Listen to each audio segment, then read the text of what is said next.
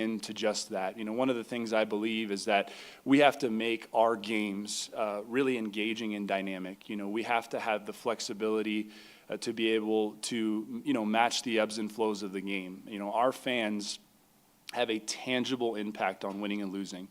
When they show up, when they're loud, when they're engaged, and when we, as an administration, do our job and really keep them engaged with the way in which we produce our games, I really do believe that it helps us win. And so my team has been working tirelessly, and I give them a lot of credit.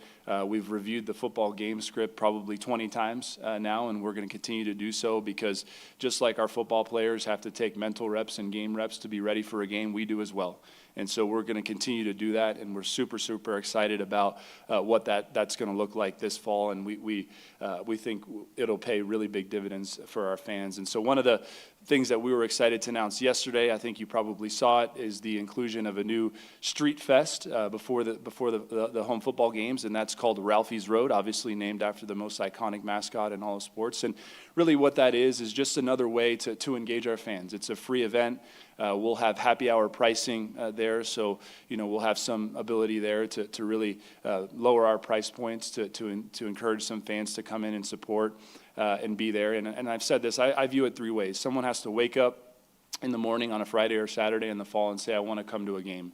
Then they got to get in their car and they've got to drive here, and we've got to make sure that parking is smooth and all of those things are smooth, and then we've got to create a great environment outside the stadium, which we hope we'll do with Ralphie's Road and some other initiatives, and then we've got to get them in the stadium and make sure we're creating a good environment inside the stadium. So this, we do believe, will address that second one that I just mentioned. One of the really, really cool and special things that we'll be able to do is fans that are there will be able to see Ralphie arrive at the stadium for the first time, which is really special, and I appreciate Taylor and our Ralphie program being flexible with that. So I know that's going to be really exciting for our fans. But food trucks, TVs, we'll have our other sports programs out there signing autographs, and so really encourage everyone to come out and enjoy it. I think it's going to be a great time. Our team will actually walk through there as well 2.5 hours before kick. So really, really excited about this opportunity, and hopefully our fans feel that way as well. And then the other element to engaging our fans certainly starts with our students. And one of the things that was really important to me and hasn't been important to me is to look, learn, and listen in my first 7 months here, and I've done that with our student body. I've met with our tri-execs, I've met with other student government or student leadership, and one of the things that was clear is we needed to create some sort of program that provided, just some loyalty points, things of that nature, to encourage our students to come out and support all of our programs. And so we launched the Charged Up Student Rewards Program, which is a really special initiative. Really, the purpose here is to reward our students that show up on a frequent basis. We have incredible support, and we need it across all our sports. And so I'm really pleased with the rollout there. It's been very well received by our students, and I'm excited to see that develop over this year. And then the last thing I'll talk about before I take some questions is just, obviously a big priority for us is to drive new revenue to our department. That's critically important in this new age of college athletics, and I think that's one of our top priorities. And I'm excited to announce a couple of wins on that front as I'm here with you today. The first one is, I think on the sponsorship side, you saw recently that we announced a premium partnership with AT&T through our great partners in Learfield. We really worked hard there, and we're really pleased to be able to announce that and their commitment to CU Athletics, not just our department, to our student athletes. And we will continue to push in this vertical, because as we know, our sponsorship vertical or naming rights, all of those things is a really important piece for us to be able to grow our revenues, and we'll have some exciting announcements here coming soon. More about that. We've also seen some really strong momentum on our external event sides. You've heard me say before, Folsom Field can't be used only 7 Saturdays in the fall. We have to use it 365 days a year for concerts, for other events. We have a really terrific concert next Saturday in Rufus de Sol And as of this morning, we have about 1,000 tickets left for that concert. So we're anticipating a sellout, which will be terrific. This is an unbelievable concert venue, and really, really important for us to drive revenue in that manner. And then lastly, I'm really, really pleased and privileged to announce to you this morning that we set an all-time fundraising record in the last performance year with $37.7 million in pledges and cash commitments. And so really special time for me to be able to say this because one, it's so critical to our success. Buff Nation stepping up to support us in this manner is something that, is so needed in this day and age. And, Jeff and Orsi Crawford stepping up with the largest gift in CU athletics history this year. We certainly love them and the Crawford family, and obviously Derek White, our president of basketball strategy, coming back to help us with his time, but also with his treasure and the commitment that he made. And I just really want to thank, first off, our Buff Club staff for the work that they put in to be able to get to this moment, and really to all of Buff Nation for continuing to believe in our mission and our vision. And I've said this before, when we're all aligned, when we're all together, that a united CU is a reckoning. And so I appreciate that. This is just the beginning. We're so excited to go into this season with all of this momentum, to get out to engage our fans, our donors, and hopefully win a lot of championships, win a lot of games, and celebrate that all together. So thanks again for being here this morning, and I'm happy to take any questions. Okay, raise your hand. We'll get a microphone to you. Brian, go ahead. Hey, Fernando. Brian Howell from BuffBlitz.com. A couple questions for you. First off, I'm curious, you talk about the game experience and engaging the fans. What kind of response have you had from the fans on some of the things you've been doing? Good to see you, Brian. It's been great, and one of the things I do want to mention is just fan feedback is so critically important. We're going to be really intentional about soliciting feedback from our fans, during the event, after the event with surveys. And so we're here to serve them. And, whether it be from our students, from the Student Reward Loyalty Program, it's been great. And yesterday, Ralphie's Road, I think, was received exceptionally well. And we're just looking to create excitement, and doing things different, because at the end of the day, if they're excited, they're engaged. As I mentioned, I really do think it has a tangible impact on us winning and losing. And then second question, you just mentioned the fundraising record. Yeah. How important is it to continue to break that record almost every year? Absolutely. As I heard someone once say, yesterday's successes are tomorrow's expectations, and so that is our expectation, right? That we continue to break that record. And, I'm fully confident that we'll be able to do that. We have great coaches, we have great student athletes, and we have such a passionate fan base that loves their Buffs. And so we are very excited that we were able to announce that, but we've already, we're already looking ahead, and I'm hopeful that we'll be able to be back here this time next year saying that we broke another record. Hey, Fernando, Pat Graham, Associated Press. Nice to see you. Obviously, Deion brings a lot of eyes and a lot of fans into the seats. How long can that last if the results on the field aren't there?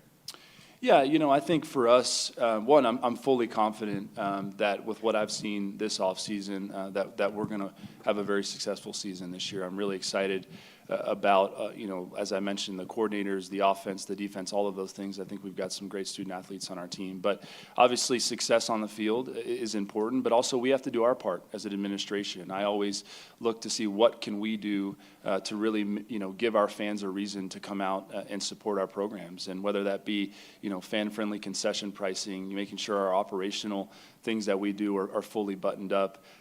That's an important thing for me. And so I'm expecting success to come this year. And what I tell my team all the time is we have to be prepared for success because with someone like Coach Prime, he is a marketing genius. And when we're able, to leverage, a really sound operational plan that I believe we have and combine that with success on the field and his ability to market our program, I think the sky's the limit to what we can achieve. Hey, Fernando, Tyler King with the Denver Gazette. You were talking about revenue sharing, or not revenue sharing, revenue, increasing revenue, and I think you hinted at maybe some of the things that are coming down the road. Like, we talked about this earlier in the summer, but just like the jersey patches, that's been a big thing. I know you guys have the partnership with the Big 12 and Monster Energy, Yep. but are you getting closer to maybe a jersey patch that's not just for football, but for across sports that you guys are going to announce here at CU that's specific to you guys? Yeah, we're continuing to have those conversations daily with our partners, and I think I shared this with you when we spoke about this. You know, we got to make sure it's the right partnership. Obviously, we believe our brand has an immense amount of value, and so we want to make sure, one, that the, you know, the number that we would agree to makes sense for us and for our partner, and so we're going to be really diligent about that. I also believe we need to look at all of our sports. You know, do we keep it together? Do we separate it? You know, women's sports and some of those things. You know, we have a ton of support, obviously, for our women in Olympic sports. So I do believe we are getting closer, both, you know, from a jersey patch standpoint and a naming rights standpoint. But again, for me, it's always going to be about, is it the right partnership for us? For that partner, and we believe that the value of that is high because of our brand. So we'll continue to explore those, and hopefully we can find that right partner here in the next couple of months. Hey, Fernando, Liam Howard, Buffs on SI. On the football side of things, Ezra Christensen's eligibility has kind of been hanging in the balance. He's trying to see if he'll be able to play this season. I wonder if you had any update on that or how that's coming along. Do you anticipate him winning that case and having eligibility this season? Yeah, we don't. I don't have any updates to share as of today. There was a hearing last week that I think everyone was aware of, and I know the judge took it under advisement. And so, you know, this Ezra chose to pursue this. Obviously, we support our student athletes always, and Ezra's a wonderful young man. And so we're hopeful to hear something, hopefully maybe today or early next week. But as of today, I don't have any updates. So we've got a tight schedule. We've got Coach Sanchez and our soccer athletes coming up. So one last question from Pat Rooney, and then that's it. Hey, Fernando, Pat Rooney, Boulder Daily Camera. Probably a similar question to what Tyler asked about the patches, but you touched on it, the naming rights for the venues, Folsom and the arena, obviously tops among them. How close are you to, you know, maybe something happening on that front? Yeah, I feel like we get closer each and every day, you know, and I do think with the momentum heading into, you mentioned Folsom, obviously, with us kicking off here in 30 days in Folsom and you know, the expectations of a really great season. I think this fall is critical for us on both fronts, and I'm really bullish on what it will look like this fall, and our partners are as well, that we're having conversations. So again, we're going to be diligent about making sure it's the right partner at the right time, but we're certainly operating with urgency to get those done. Thanks, all. Thanks, everyone. Go Buffs.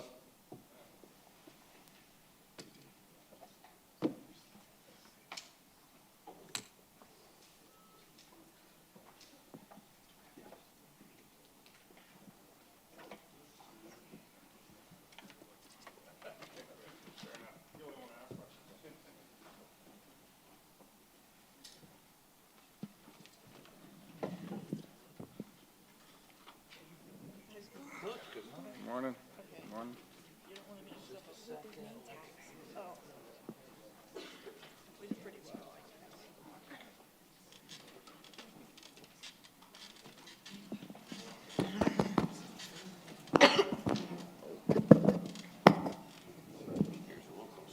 Thanks.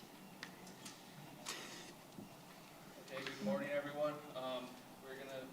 We have head coach Danny Sanchez here, along with Leyba, Leyba, and Reagan Kotschau. Coach Sanchez will be having an opening statement, and then we will be opening the floor to questions. Okay, sorry for cutting off Fernando. I thought probably had more important questions for him, but fire away when you need to. Thanks for everyone for coming. As you know, we always start earlier. You know, sometimes people have a hard time believing we'll play 6 matches before football play their first game, so we play a third of our season. So we've been hitting the ground running since middle of July, early July for them. Had a really good preseason so far. We had an exhibition match with Utah. We met them at a neutral site at Mesa last week, and had some good moments. And then obviously the delayed match on Wednesday, the standard operating procedure for that match. But we got through it, had some good moments. At the end of the day, it's all about winning, and we won the match 2-1, so it was a good start to the season. We're excited for Army this weekend. They won the Patriot League last year. They're the favorites again this year. Their head coach used to be an assistant here at CU, so we have a lot of connections, Tracy Chow. So as far as the team, obviously a lot of people have questions about the goalkeeping situation. Losing Jordy Unitas, the best goalkeeper in CU history, an All-American, holds all the records in over 3 years, and now playing for the Denver Summit in the NWSL. We feel good about where we're at. Jamie Campbell and Brooke Gorish shared time on Wednesday, and I expect that battle to continue as we get into the season. Maybe it'll go all season, maybe it'll go through today. I'll make up my mind at some point. And then obviously we have some special players within the program returning. Faith and Hope, obviously both All-Americans last year. Hope led the country in scoring. Faith was a third-team All-American. They both got called into multiple national team camps, under 23, which is basically the B national team camps last spring. Reagan Kotschau was our third leading scorer last year, and obviously opened her account on Wednesday against Colorado State. Faith and Reagan are our captains this year, as voted by the team and rubber stamped by me. Because trust me, if they vote for someone I don't think deserves it, then they won't get the rubber stamp. But I really feel that they'll lead the team to success this year, and we have high expectations, you know. But we'll have a little bit more of a bullseye on our back this year, and everyone will bring their best game. So we're excited. As we'll always say, this is my 15th time doing this. It's hard to believe.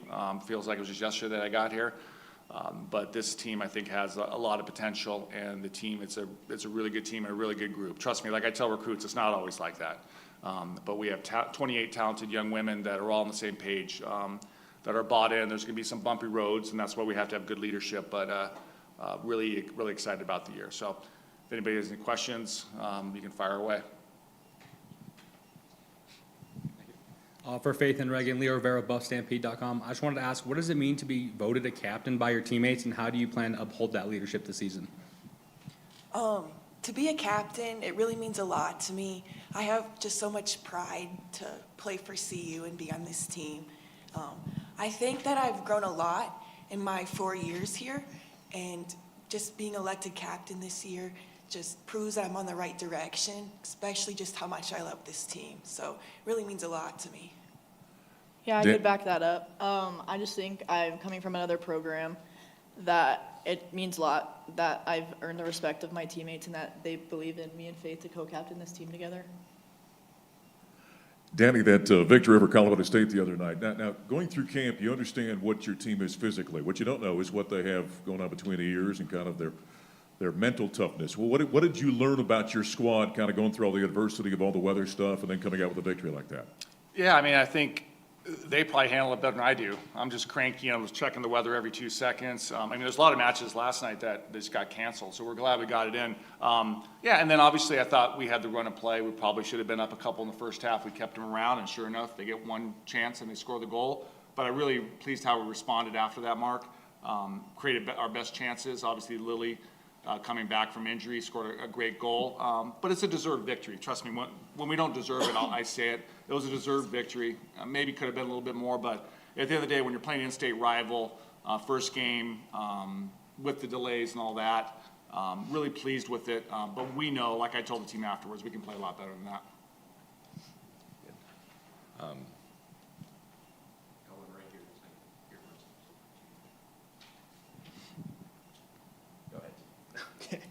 Jimmy Searfoss, 9 News. You guys got a top 10 team here.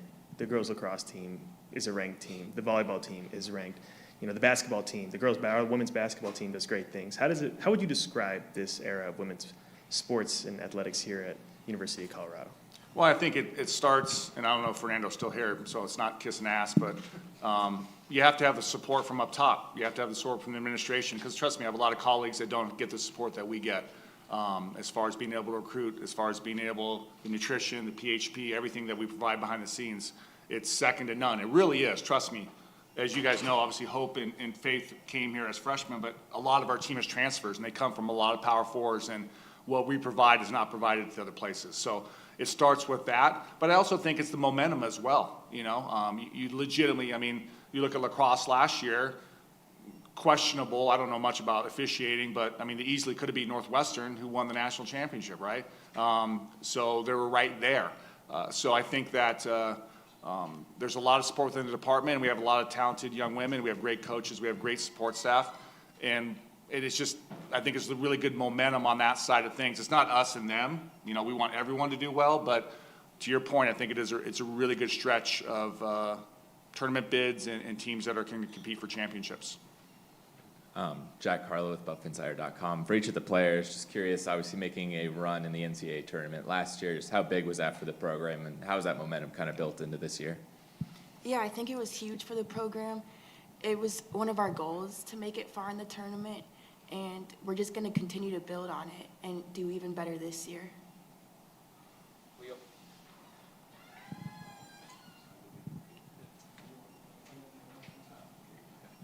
I just want to ask for you, Hope, you know, obviously being a returner who's been here the last few years, what have you seen about the personality of this team and kind of how they've been gelling compared to previous years?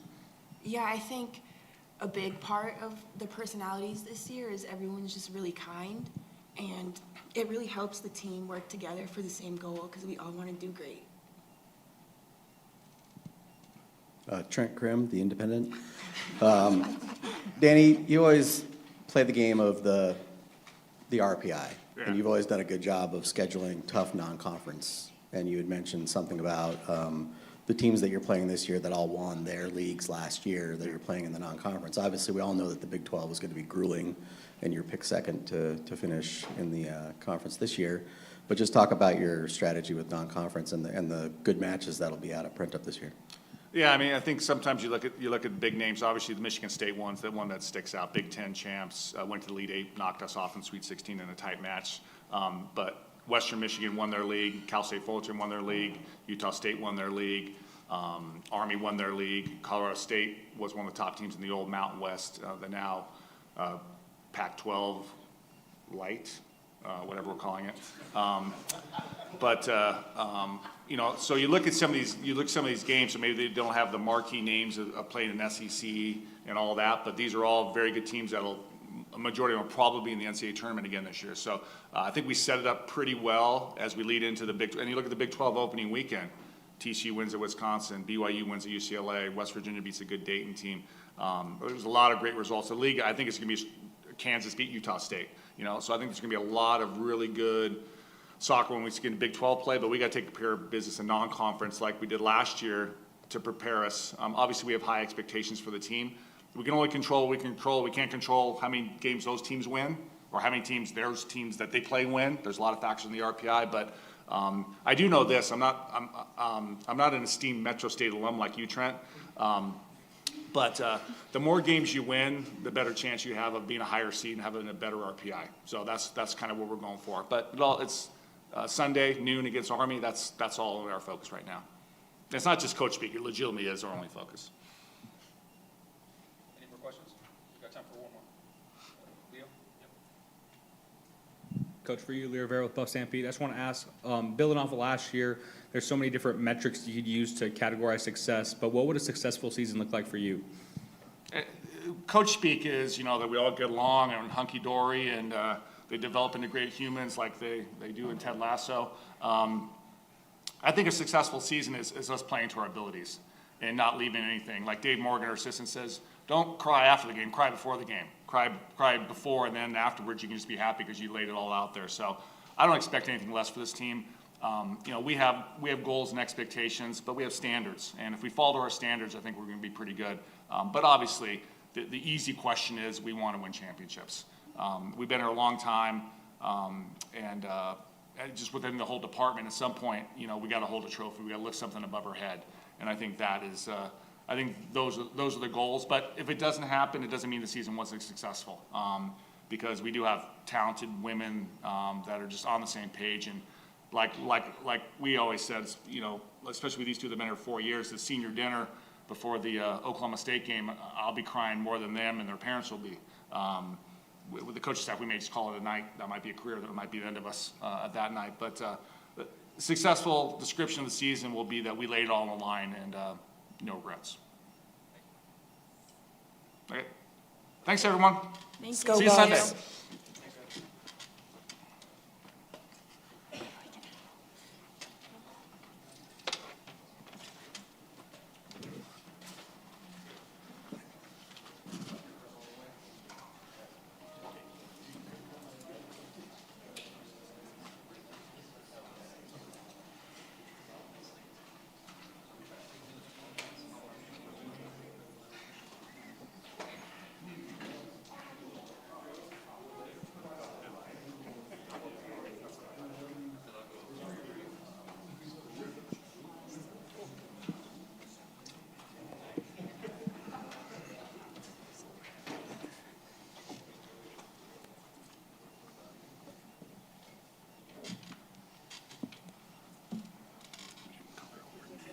We're now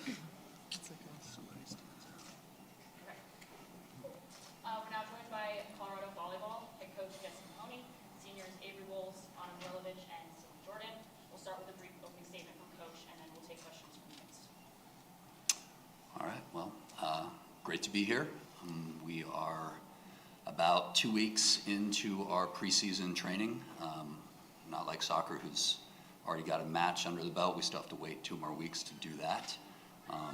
This is probably this is the longest preseason training block we've ever had. It's the first year we haven't done 2-a-days, just we have so much time, which I'm sure our players are excited about. We are returning a lot of upperclassmen. We return our 5 top point scorers from a year ago. We are replacing a libero and a setter, but it's definitely, we feel like we're in a good place with the returning experience we have and the point scoring that we have so far. Practices have been going really well.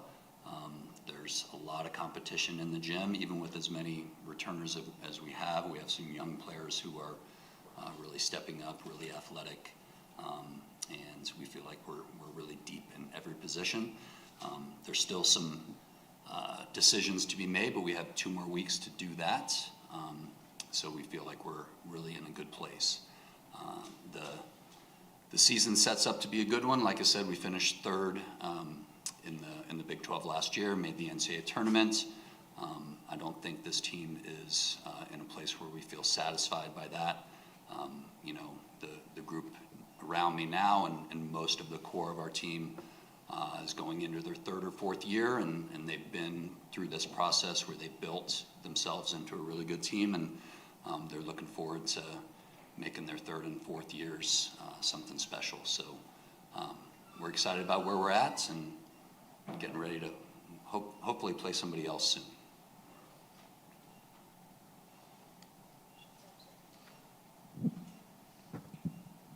Pat Rooney, Boulder Daily Camera. Jesse, I remember last year, the players talked about it. I remember going into the NCAA tournament about the hunger they had going into the season to kind of prove themselves. I think you were picked 10th last year, if memory serves. And you all went out and did that. How have you kind of pushed them this year? You know, where do you go from there as far as maintaining that hunger and still maybe striving forward for more? Yeah, first of all, I've been here 10 years. The preseason poll hasn't picked us right yet, right? So we don't really pay a whole lot of attention to that. You know, one of the nice things about success is it leaves you wanting more, and I don't think there's anyone that, you know, left that floor at Indiana last year and felt satisfied with how our season ended.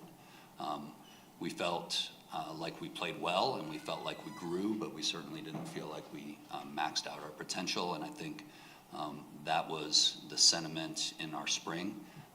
Our spring was really a positive spring for us. We had a lot of growth. You know, a lot of people ask me the difference last year as opposed to 2 years ago when we had a little bit of a rough season and we retained everybody. And the answer is growth, right? You know, we had a breakout season from Anna, but outside of that, everyone else got better. And that's what we expect this year. We expect everyone else to get better. Hopefully we have another couple breakout seasons from some other players. But I think since that last match in November, December, up until now, we've been working towards this season. Jake Chow, Scobo Sports. For Anna, Coach just mentioned your breakout season. Feels like there's a lot of expectations on you. How do you deal with that pressure?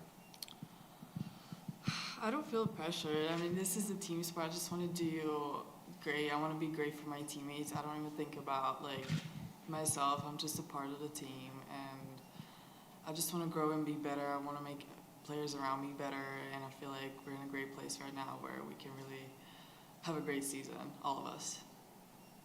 I guess any of you guys could answer this, but Leyba with Buff Stampede, I just want to ask, being seniors and having that kind of leadership expectation, how do you feel you've kind of grown into that role, and what do you feel you can provide to this team in that aspect? I think that overall, we have a really, really strong core group of girls that have known each other for so long. We all live together. we know each other in and out, and I think that we also know how we play in and out. And so I think ultimately, like, we know what is expected of each other as well, and that allows us to hold each other accountable really well because of that trust that we've built. I think that that trust is a foundation of what our season is going to be this year. Yeah, I think obviously we have a lot of returners. We've all been here for a long time, which like loyalty's always been something like newer in college sports that a lot of people will leave, come back, or not come back, but they'll leave. And I think that's also something that makes our team so close is we have a really, really low rate of people leaving. We want to build that culture of a family and really work together towards our common goal. So yeah.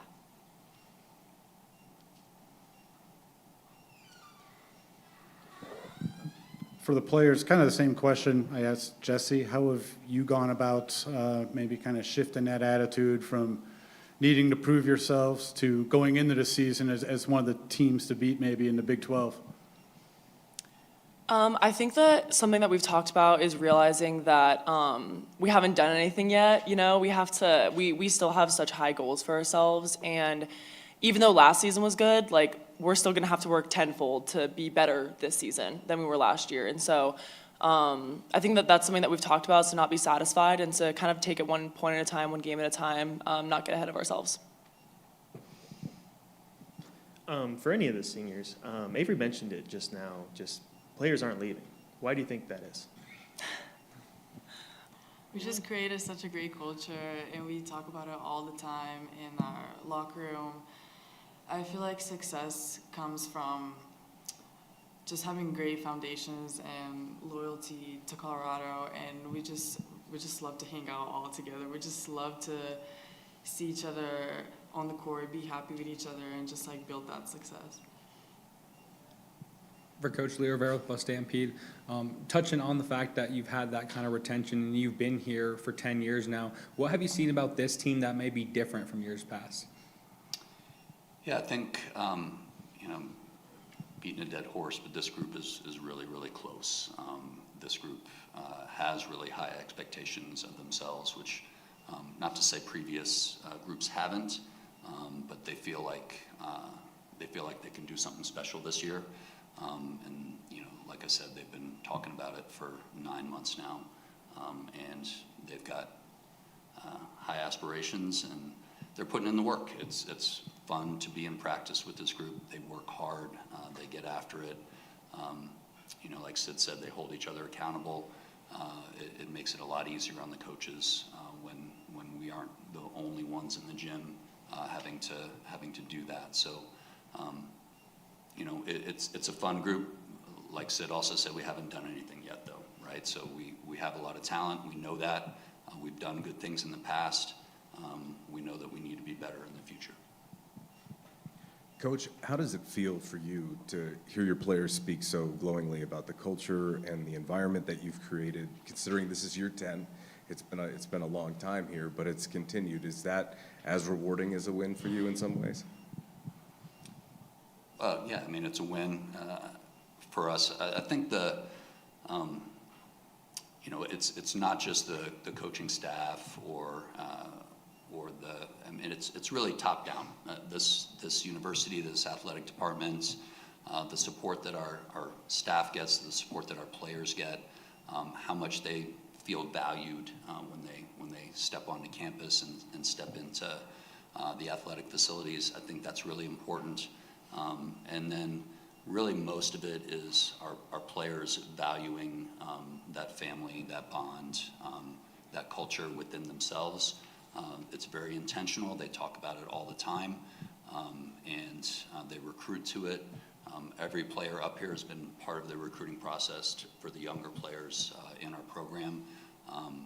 And if you ask anyone, any of our younger players, they recognize that and they want to continue to build on that. So it's definitely been a process, and it's fun to see the rewards for that as well.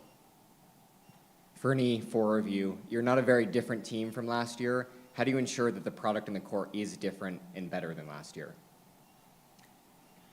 I think that I think honestly, we are going to be different in the sense of we grew so much from our sophomore to our junior year, and we're only going to grow from our junior to our senior year. I think every single one of us has made massive strides in the off season, as well as we have some incredible new additions that I feel that no one even knows about yet. It's kind of our secret, I suppose, I feel like at this point. And so we're really excited, and ultimately we know that the product is going to be good if we put our minds to it, excuse me.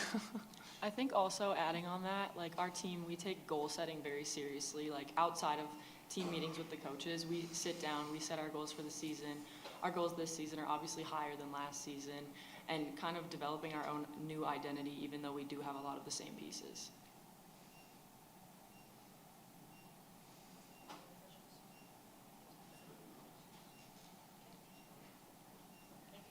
All right, go Buffs.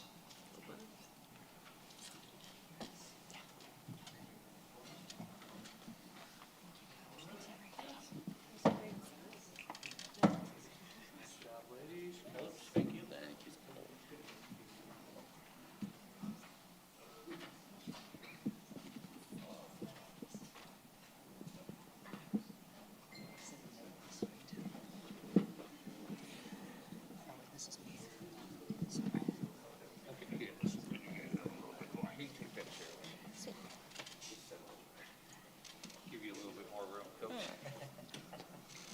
Okay, there you go.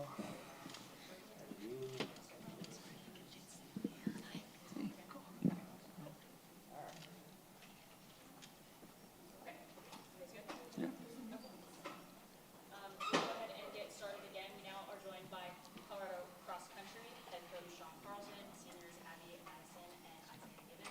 We'll start with an opening statement from head coach and then questions from you guys. Good morning, everyone.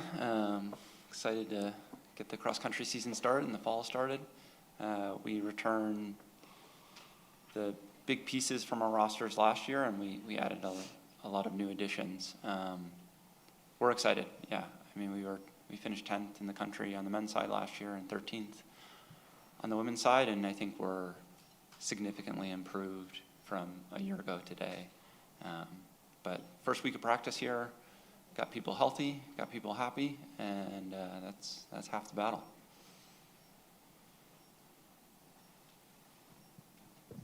Hey guys, Leyba with Buff Stampede. I guess for the seniors, what are your kind of expectations coming into the season, and what are you hoping to accomplish? Sure, yeah. Yeah, crazy that you're calling us a senior.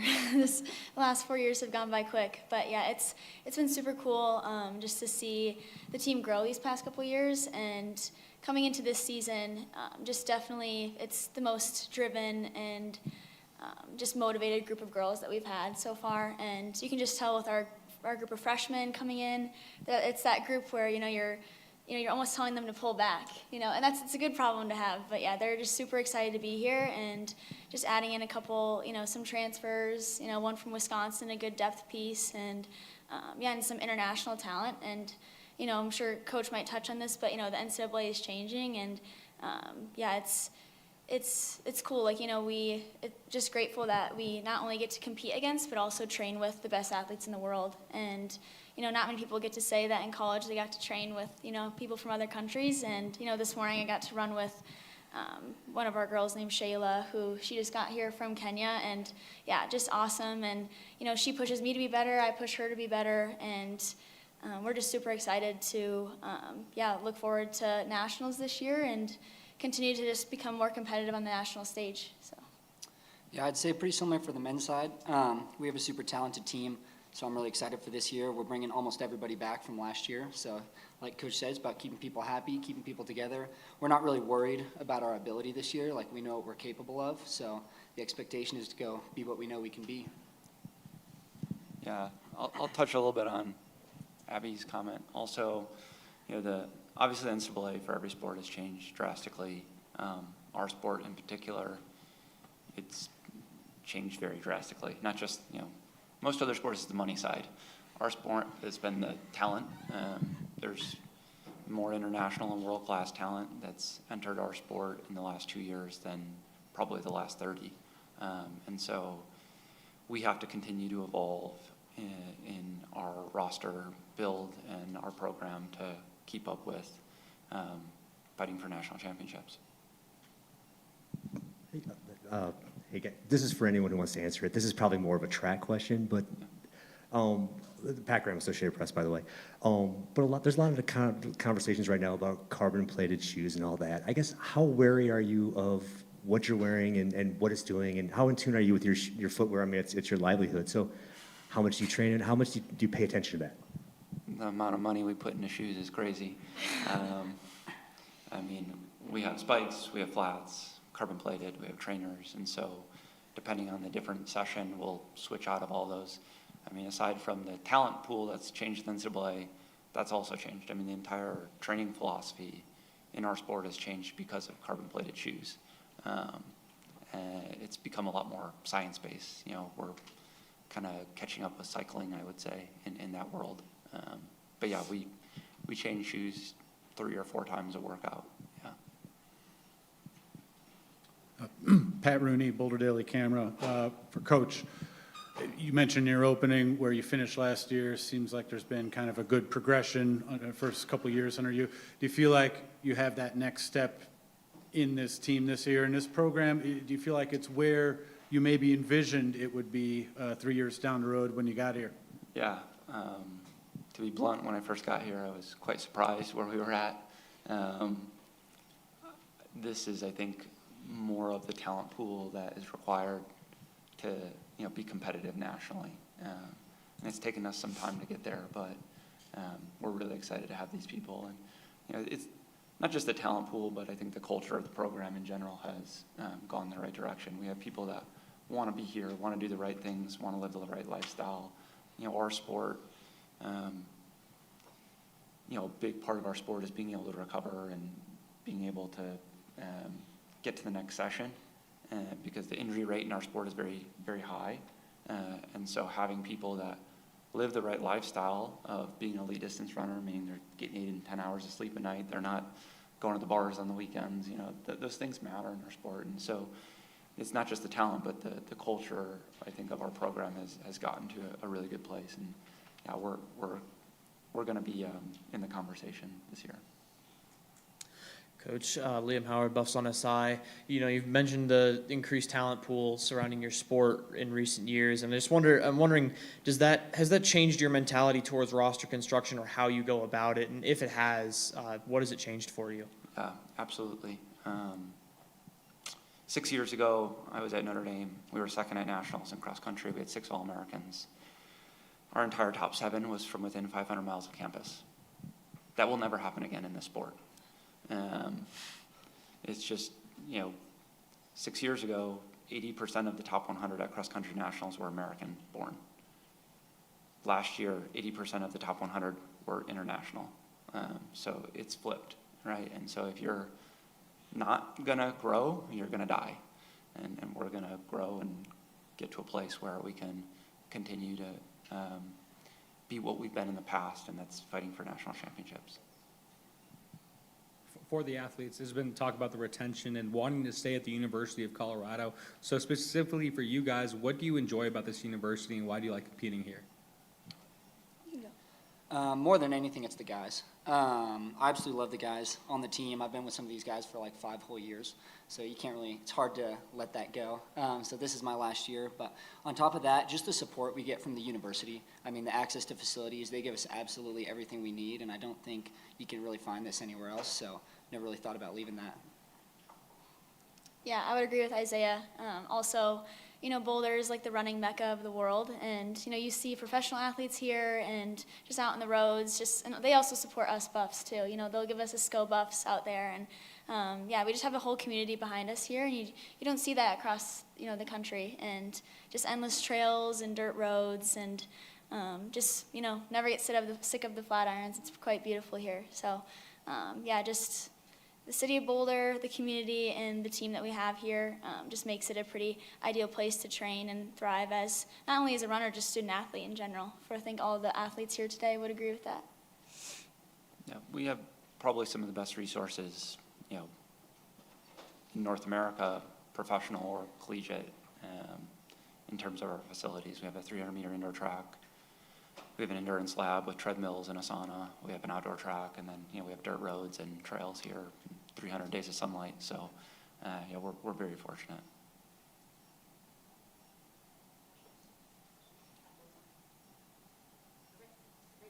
Thank you, guys. Thank you.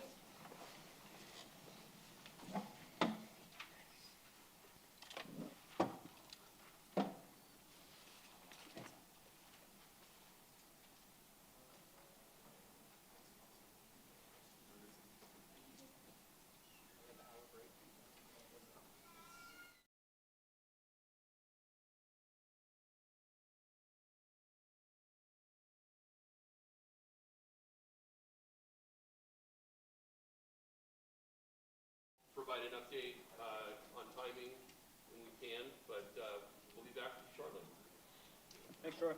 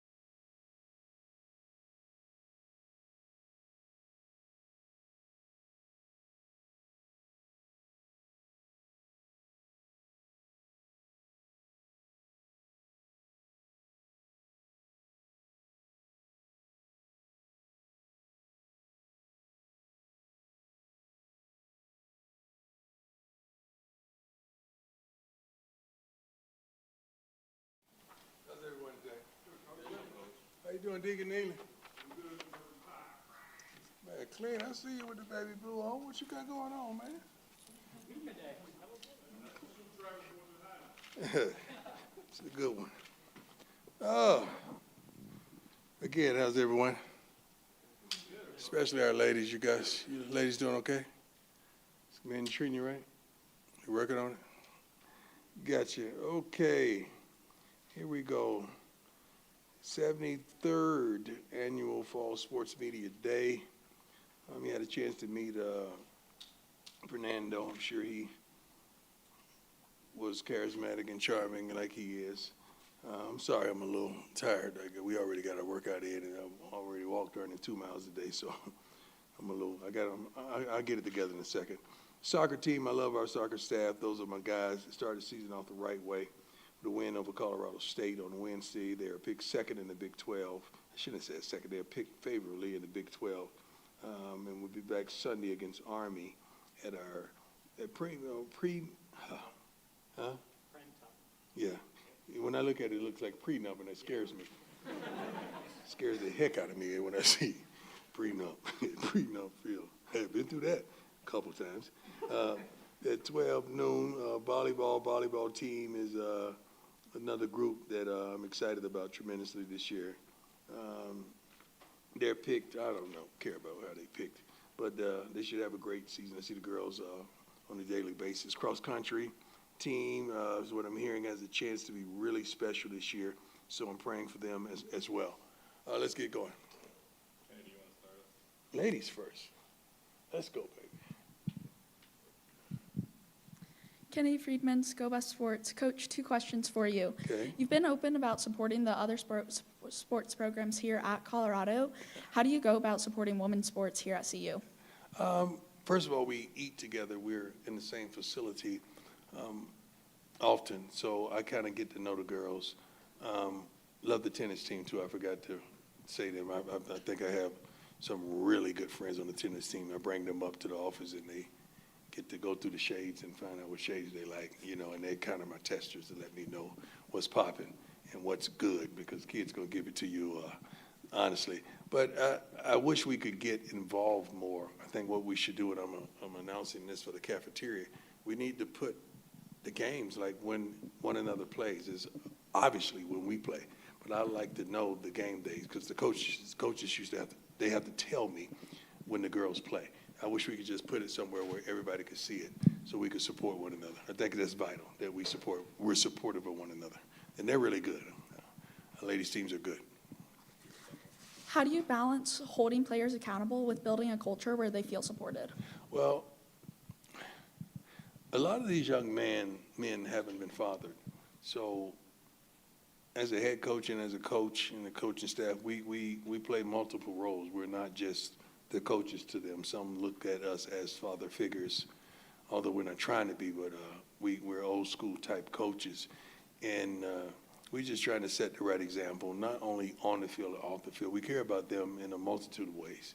It's not just about their production or their productivity on the field. We want them to graduate.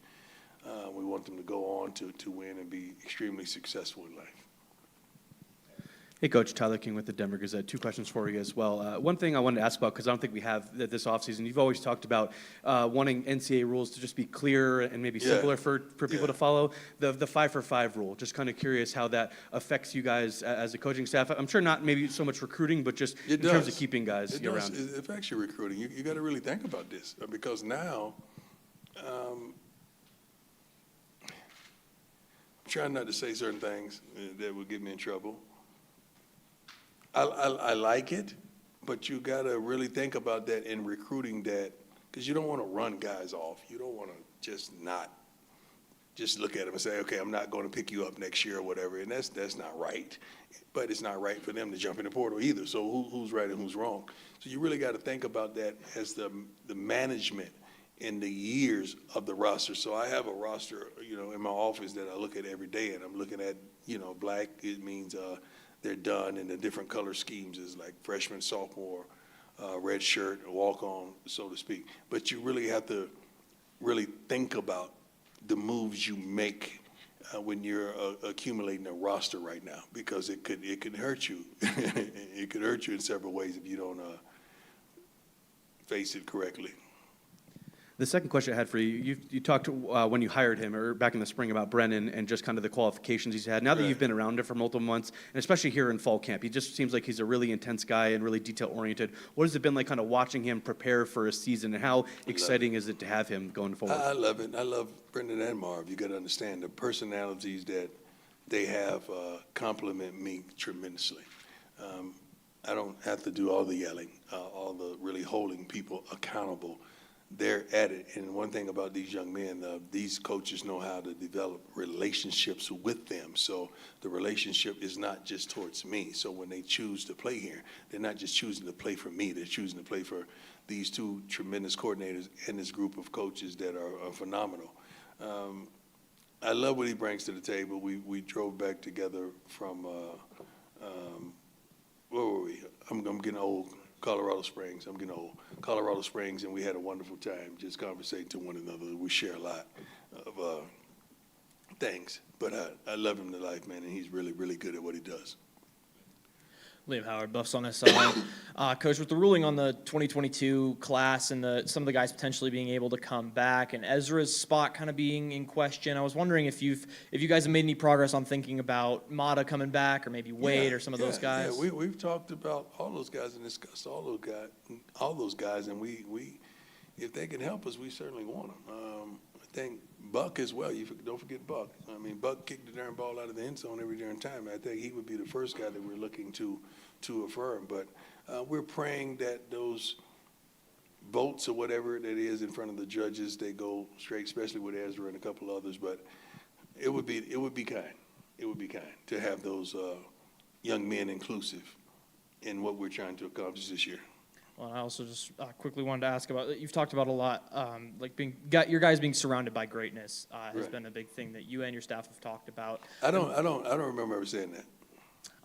It might have just been, I think it might have been Marv then, if I'm not remembering correctly. But I know that, like. What does that mean, surrounded by greatness? Tell me what that means. Well, I was going to get to that. You know, Cree working out with a guy like Pat Surtain this offseason. You had, you had Jalen Ramsey at the leadership retreat. I wondered what having guys like that around to help you coach your players sort of means. I don't know if they're helping coaching. I think they're speaking life into them, and they've given them the guidelines and the navigational system of success. These guys are extremely successful, and these guys that are looking up to them and out for them, they want to attain that success that those young men have attained already. So that's where we are. I think it's always wonderful to have successful people speak into your persons that want to follow in those same path. That gives them an easy navigational system. Great question. Hey, Coach. Brian Howell from BuffBlitz.com. I have a couple questions for you. Gotcha. What characteristics of this team are you seeing them take on? We're now smart, tough, fast, disciplined with character. I mean, that's all we want. It's not too much other than we desire. I mean, we've been wearing these bands. We've been saying this since we arrived, but some teams are better than others, some staffs are better than others, and this seems as though they have it all together. These kids are smart, they're tough, they're really fast, offensively, defensively, and they're disciplined. They're extremely disciplined. And then my second question is, do you feel like this roster is maybe deeper when you get to a second and third team than you have been in the past? Well, I'm pretty sure you guys have done your homework. How do you feel? I think it is. Okay. If you think it is, and I'm coaching, I agree with you. If you think it is, I believe it is. You know darn well what I think. You just want me to say it, man. I need a quote, Coach. Yeah. Okay. We have a pretty good football team. They are. I like what I'm seeing. Hey, Coach Leo. My man, you clean, boy. Thank you. Jack, come on now. Jack, come on. I know that ain't your style, but, just come on. I got you. We got Sam Wood deal. You want a deal? A clothes there? Okay. I need one too, Coach. I need one too. No, you're clean, baby. You clean. I got you, though. I got you. Appreciate it. Leo with BuffStampede.com. I just want to ask, there's so many different ways to categorize success. Right. What would success look like for you this season? First of all, these kids graduating tremendously. We don't have any guys tapping out at the end, which means leaving us with Fs and flunked out or just quit because they're not going pro and they mad and they upset, so they're not going to do their schoolwork. Getting to the next level, what I mean by that is six-figure career after football. Football is not that destination. And for the rest of the guys that are good enough to make it to the next level, they not only make it, but they last 5 to 10 years. Enough time that they can really get it together in life. No incidents or accidents like we endured a year ago, or not even a year ago, not even a year yet. God bless Dom's parents. They checked in yesterday, and it always makes me smile when she texts and we go back and forth. Baby girl, it's her first day of school, and she went with some black Air Force Ones, so I commented on that, but she's fly as can be. So I'm happy to have that type of relationship, but we don't want another incident like that. And we want to win. We want to win profoundly. Profoundly, we want to win profoundly. Ryland Scholes from the Ralph Report. I have a couple of questions for you. We've heard a lot about Coach Marion and the Everybody new got staff. 2 questions, Dave. Is this the thing now, this season? Sorry. No, you're good. We've heard a lot about Coach Marion and the new staff on the offensive side of the ball, Right. but I want to ask you what you're seeing out of Coach Marv and the new staff on the defensive Coach side of the Marv ball. is unbelievable, man. He's intense. Like, you guys didn't see it coming, but we did. So, you know, you panicked for a minute. Oh, y'all panicked for a minute, not understanding that we had Marv on the staff because we knew something was going to go down. You know, it's kind of like an insulation that we had. He is not only a prepared gentleman, he's a gentleman that's wise. He gets after it, demonstrative type of coach. He's not going to just sit back and tell you. He can show you how to do it as well, but he's always dotting his I's and crossing his T's. And he hears me. That's very important. Yeah, and then second question is, you know, you've brought in a lot of guys. There was a big emphasis on bringing in guys with experience from the FCS and Group of 6 level this year in the portal. We didn't just attack the FCS. We attacked guys that we felt like loved the game of football, and they just wasn't here to collect a check. Those are the type of guys we went after. Do you see kind of those guys stepping into leadership roles naturally so far? They were leaders before they came. It just it magnified once they got here and understood that they could still be that same person in a different location. And I'm proud of them. We got a multitude of them. I'm really proud of them. Hey, Coach. Nikki Edwards, Yahoo Sports. Good to see you again. One question. At this stage in fall camp, which position groups are you looking to see more out of, maybe that need more elevation, position groups that you're challenging right now? That's a tricky question because either way I answer it, you're going to think there's a weakness there, and it's really not. I'd just like to see more because my expectation of some groups may be lofty.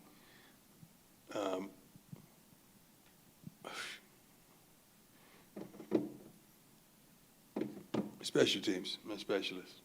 Model's automatic. You know, we got inside the 50 models automatic. We're looking for that. We're making sure. Mate is going to be mate. We know that. But the execution from the snap, the hold, and the kick, you know, mate is going to hold. So we got that. But the snap and the kick, don't underestimate that. That's very important. That wins and loses games. And those two gentlemen are new to being in game. So that's very vital. Got a couple positions that I can't wait till tomorrow to see them scrimmage, and we go at it. And it's game-like situation, and we apply pressure. It's going to be fun. Hey, Coach, Pat Rooney, Boulder Daily Camera.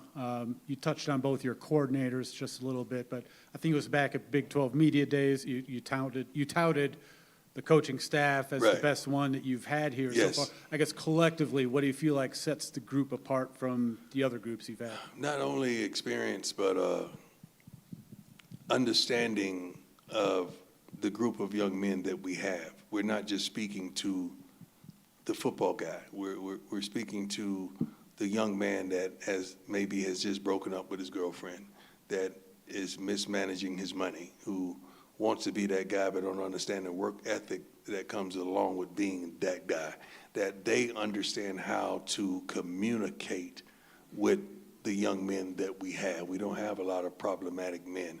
And when we start to have anyone problematic, they're going to see me, and we're going to have a tremendous relationship, and we're going to get this together, or we're going to get them up out of here. So, but these men on this staff, they get it, and they love this game. They love our kids, young men. And Boulder has been a blessing to them. They love the city. Good question. Hey, Coach. Jack Carlo. Jack Carlo. See you again. How's it My going, man. Coach? I miss you, man. I miss you too. There you go. It's good to see you. We saw you last week. But, Yeah, but I miss you, though. miss you. Okay, We gotta get dinner don't again. minimize that, okay? Anytime you want to get You dinner. see how Jack came at me? I'm telling him I miss him. He said, I saw you last week. Come on. Jack, come on, man. God, Lord, Jack, I'm trying to build a relationship here. You shooting me down. Hey, dinner on me next time. Okay. So next time, Red Lobster, you paying. Right? Okay, I got Okay. you. I got you. Okay. Want to ask about the trenches. Just what have you seen from the offensive and defensive line so far, and who's kind of stood out to you Let's so far take care there? of the defensive side first. My man Samu has really turned it on. He's really making his presence felt. We have some guys that we know we're gonna really do what they're doing right now. We had kind of expected it, but you know, the surprise guys is probably Samu. I don't want to call names because then you guys gonna spotlight them and it's gonna apply pressure to them. Offensively, our tackles are doing a really good job. The guards are physical as ever, and see, Chauncey thought that I told him a couple of days ago if he practiced his butt off, I was going to eliminate conditioning for him, and that wasn't the deal. And he was killing people in practice, and then when he found out that wasn't the deal, he was really hurt. But I ran with him. I ran with him that day to comfort him a little bit.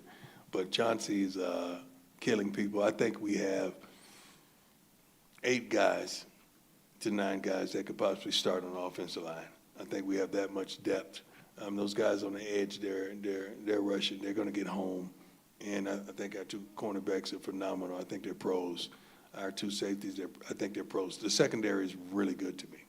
It's really good. Linebackers, I can't say enough about them. They're extraordinary. They're probably the best position group on this team.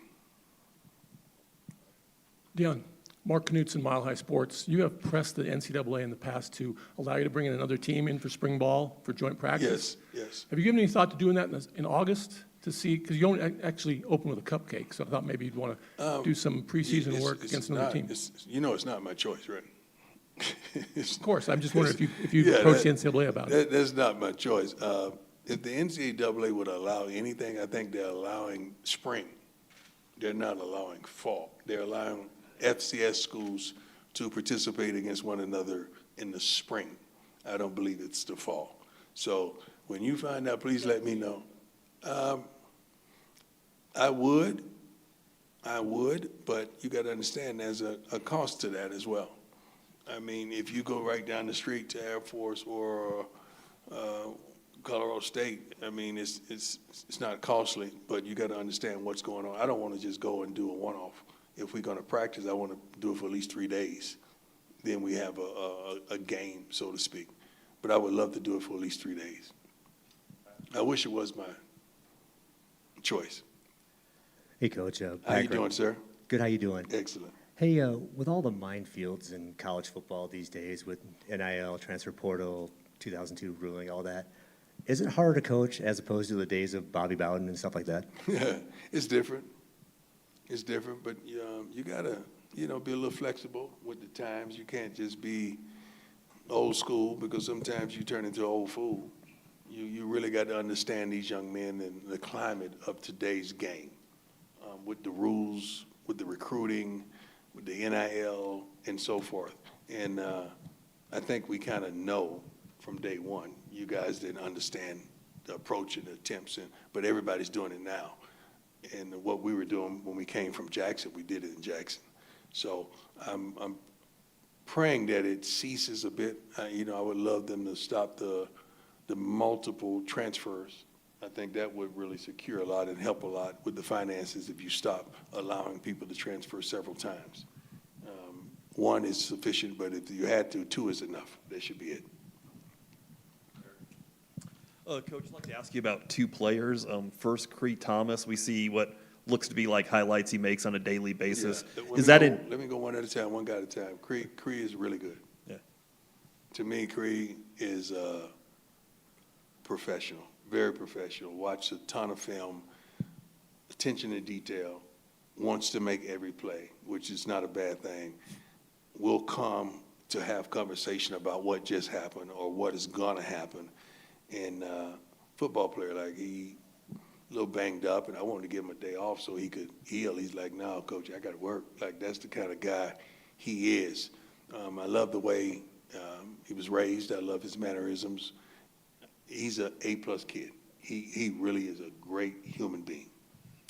And then on Gideon, in person, does he live up to what you saw on that transfer portal tape on that airplane flight? Gideon has exceeded expectations. Gideon is not just a dog. He's a bona fide leader. He's a playmaker. He's a guy that loves to practice, loves the game, shows affection to his teammates and to getting them up and getting them going and patting them on the back. He's not selfish, very unselfish, but he loves football. And I love that about him. He loves football. All three of those, those older linebackers are phenomenal. They're unbelievable. They really are. You're going to see it. They're unbelievable. Hey, Coach. Scott Proctor at DMVR. How you doing? Good, sir. I wanted to ask also about a couple of your players. DeAndre Moore first. He was unable to obviously practice in the spring, Yeah. But now that he's kind of back and healthy, even before then, like players and coaches talked about him being a real leader. What have you seen now that he's been back on the grass? Well, not practicing in the spring, I wasn't happy with that. Let's get that straight, because I'm old school, man. Like, I got to see it. Like, if I don't see it, don't say nothing. Okay, you have no input, no inclusion, nothing. And I'm old school. And Jay Field, before he left, he talked to me about DeAndre and what he would bring to the table. And we talked about it extensively. He was voted to the leadership group that came to the crib in Texas. This kid loves the game. This kid is a born leader. He attacks the ball, loves to work. I can't say it enough about this young man. He's a pro. I feel he's a pro, and I only put 14 years in there. We got to get some oil for that. We got to fix that. I only did 14 years in the league, so I think I know a little bit about the game. But that kid can play, man. But not only that, he's a good human being. He's a really good man. And then the other one I went at yesterday, or last week, we was in the Springs. You mentioned, you weren't even asked about him, but you mentioned like Boo in terms of like, I wish y'all could see like how far he's come from like a mentality. Yes, yeah, exactly. Boo, shoot. When scouts come out, he's one of the first young men they ask about. Boo could be a pro this year for certain, but he's a bona fide top 5 pick if it was another year. But this year, I feel like he would be a first rounder when he puts it all on tape and does what he's capable of doing. I think he's the best athlete on the team. He could do multiple things. If I wanted to put him on offense, I think he would shine there. But he has to focus on being dominant. That was our deal. Dominate the defensive game, and then we'll see about that. But the kid, attitude-wise, mentality, A+. Haven't had any problems with him whatsoever. And he's not problematic. He just wants to know you and wants a relationship to understand that you got it, that you got his back. And I think he knows that from me. We keep it a buck with one another. Thanks, Coach. Hey, Coach. Jake Schwanitz from DMVR. How you doing, sir? Doing well. How you doing? I wanted to ask you about Makari Vickers. Last year, had heart surgery, had a bum shoulder, only one arm in a lot of the games he was playing. What have you seen from him now that he's completely healthy? Well, first and foremost, we felt bad about what transpired really before he got here, but he would not want you to prelude him with those inconsistencies. He would just say, I ain't get it done. He's on the path to really getting it done. I like his attitude shift. I like what he's bringing to the table, and he's competing every day, every play. So we switched it up a little bit. We put him in different positions to see what all he can handle, and he's handled everything. So I love what I'm seeing from him tremendously. Jake Chow, Scope Up Sports. Hey, Coach. Regarding your leadership retreat over this summer, how have you seen those guys who went with you step up into leadership roles this year? Some of them stepped up, some of them stepped down. The ones that we really are depending on, we're still depending on. The others that have fallen back a bit, they know what time it is. Who's impressed you as a follow-up? Shoot, it's a soul train line, man. It's a soul train line. I keep talking about the coaches because I want you to understand how important a coach is to a young man. I think everybody who's played sports here besides me, I guarantee you remember your teammates, but you darn sure remember your coach if he or she had impact on you. And we have coaches on this staff that are very impactful, and they're making a tremendous impact on these young men. And it's not just about football. Like, it's about who they are, what they're trying to become, their inconsistencies, what they're fighting, what's troubling them, the home life, the expectations thereof. Like, they're really speaking in life into these men, and we're doing it as a unit, and that's what I like. Like, when we have a problem with a player, it ain't about what he did or did not do on the field. Bless you, bless you. You all right, dog? Yeah, that was kind of deep there. That's you all right? Okay, go get checked, man. Because we, men, we got to look out for each other, all right? All right. I lost my train of thought. I'm getting old. It's a tremendous thought process of what these guys are dealing with and what they're going through, and we got to be there for them. That's pretty much a tremendous life lesson we've all learned and we've all attained. We're trying to really dominate that side of it, not coaching on the field, but really being there for these young men. So if you get in trouble or you're not in trouble and I just call you up to my office, the first thing I'm going to say is, how can we help you as a person? We're not like, you did this, you did that, you jumping out. They know what time it is. They know what they did. But we want to help them as young men. We're good. Thank you all. God bless you. Jack, come on, step the game up. And you look good, dog. I got you, dog. I got you. Yeah. Appreciate it.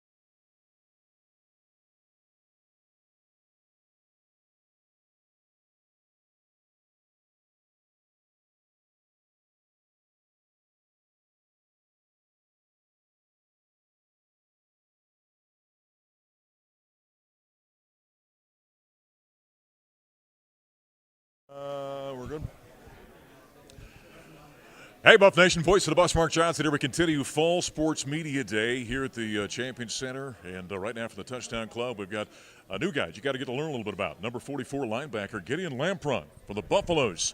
All right, you got to tell us about yourself, man. You got a little bit of a reputation coming in here. Tell us about where you came from and how you ended up being a Buffalo.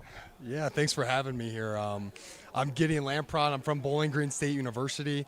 This is my third school, but my first school was University of Dayton, where I attended for 3 years. I had an All-American year, transferred to Bowling Green, had another really good year, and now I'm thankful to be a Buffalo here with you guys. So why Colorado? I mean, obviously the prime thing is really a draw, isn't it? But tell me about becoming a Buffalo. Yeah, 100%.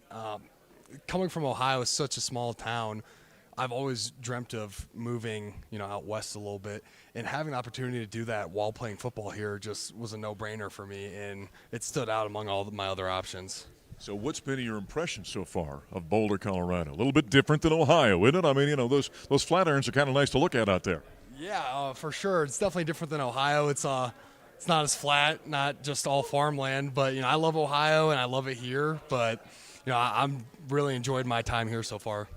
Coach Prime was just up at the podium here a little while ago. He was asked about a number of guys, and you're one of the guys he talked about. He raved about you from a leadership standpoint.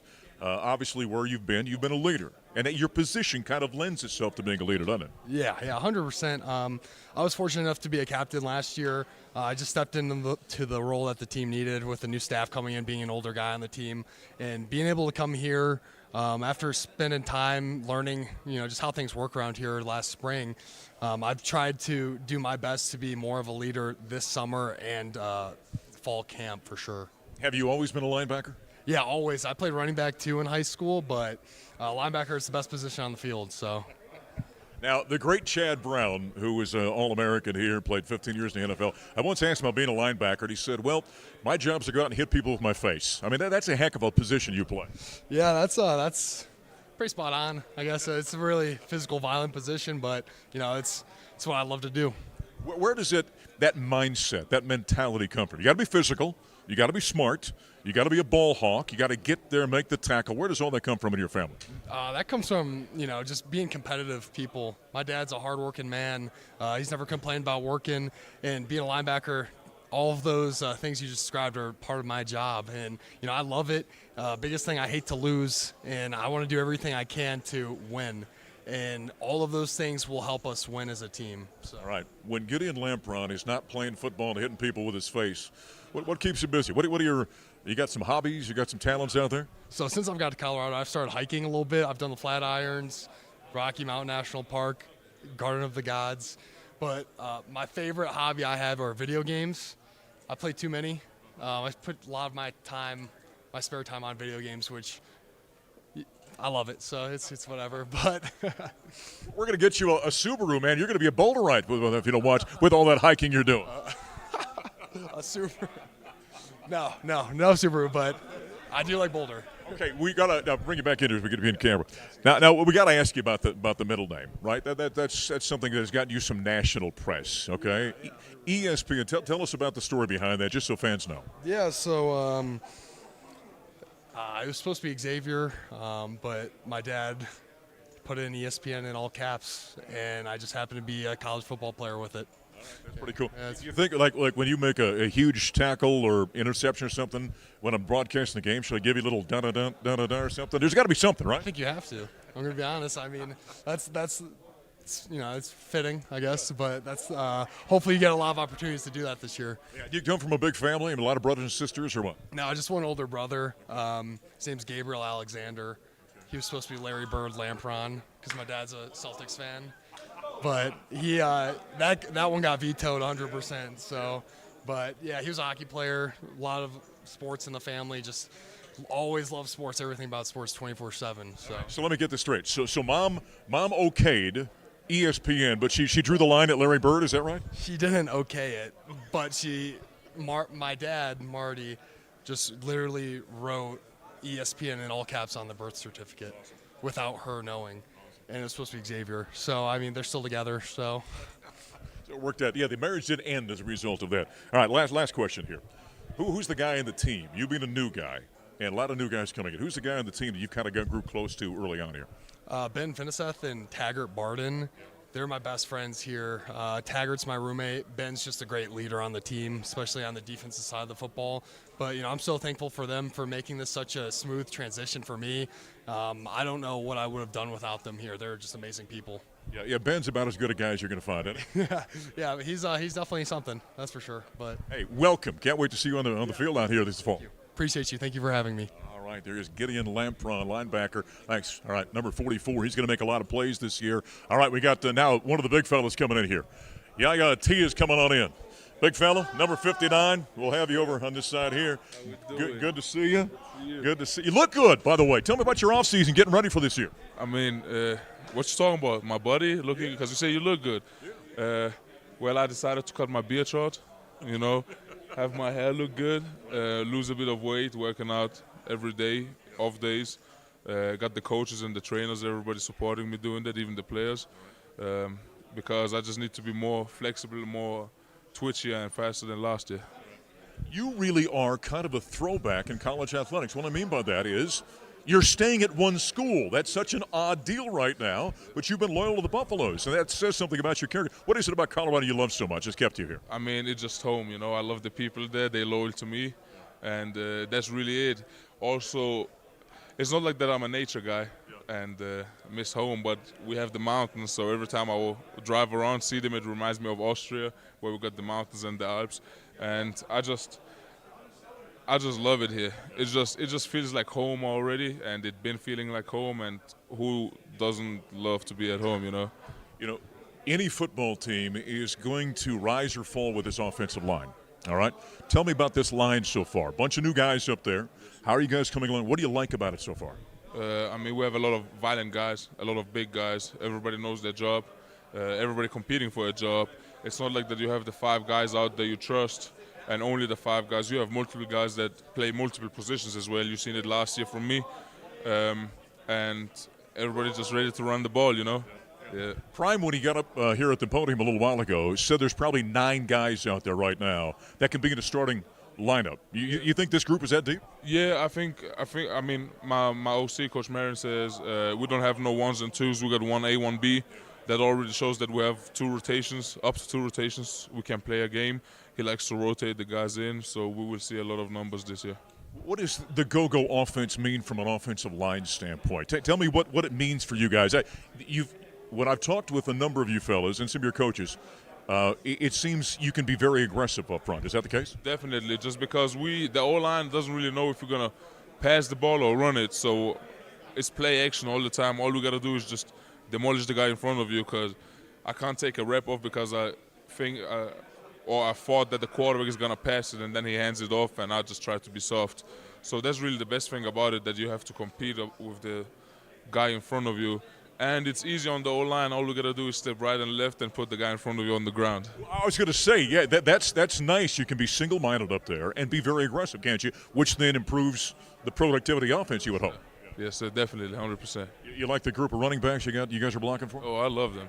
I love them. I've been loving them. Like DT, I don't want to forget no names. It's really everybody. That's why I'm not even going to say no names. Like, we have every type of people. A guy that finesse, a guy that runs right through you and and will run right through the other guy as well.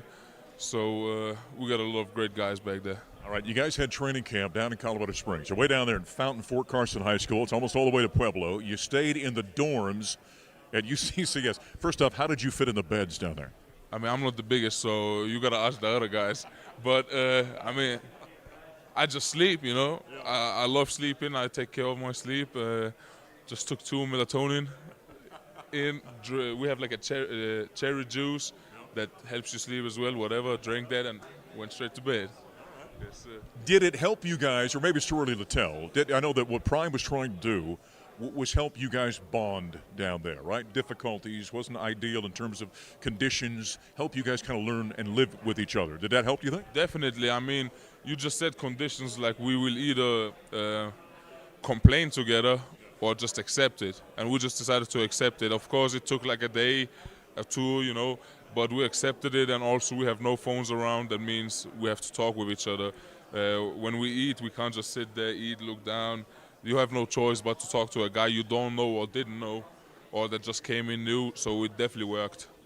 Do you like the feel of this team? And I ask that because, Prime has talked about bringing guys in that were leaders. They were productive. They had success where they were at, and coming in and being part of this team now. Do you like the kind of the temperature of this team, or the feel, the chemistry of this team?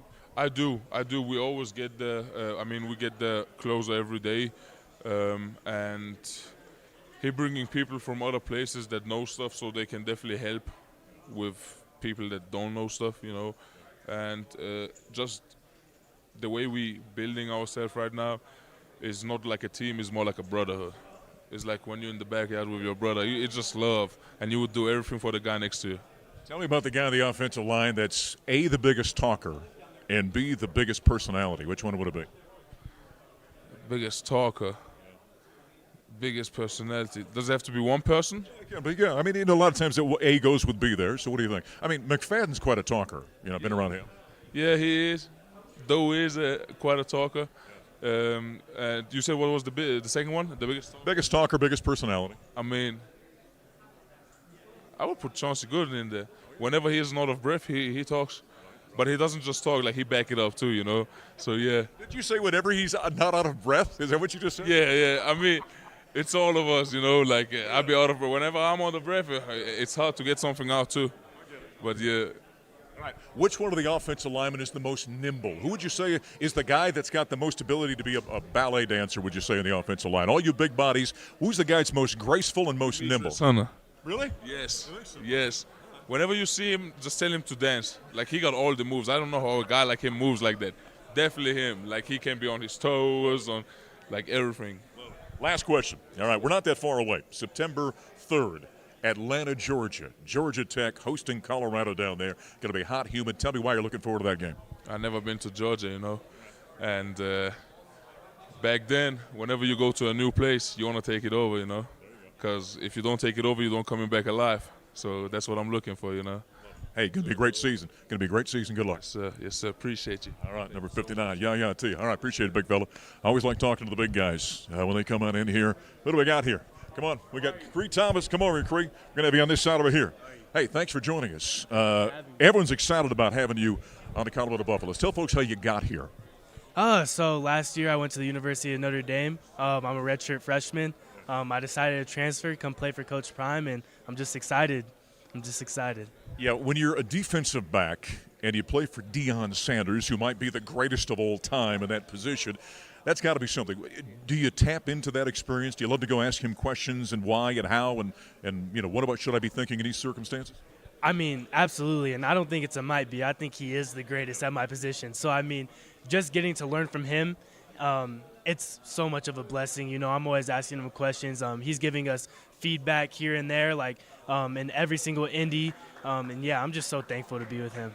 Cree, I would think, number one, there's great knowledge to tap into. Yeah.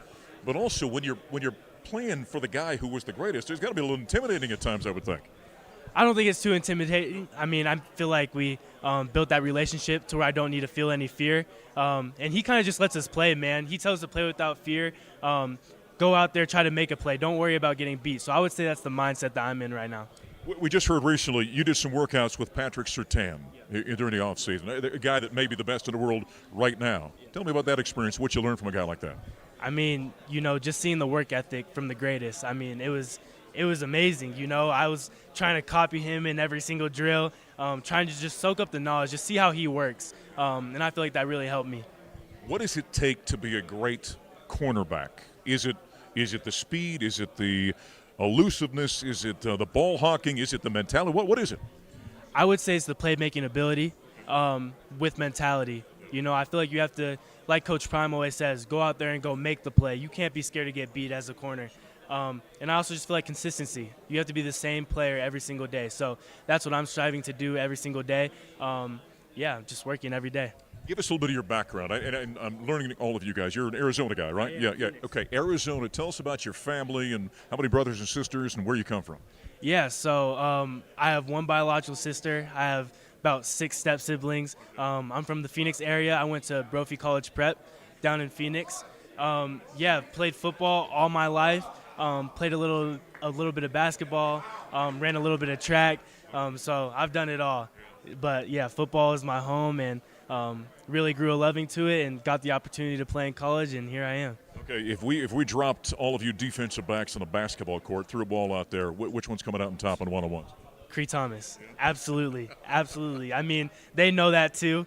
We went out there in the summer and played a couple times, and yeah, I got him. You know, R.J. Johnson, he's probably the biggest comp in the room. But yeah, me and him will go at it for sure. Who's the best dunker?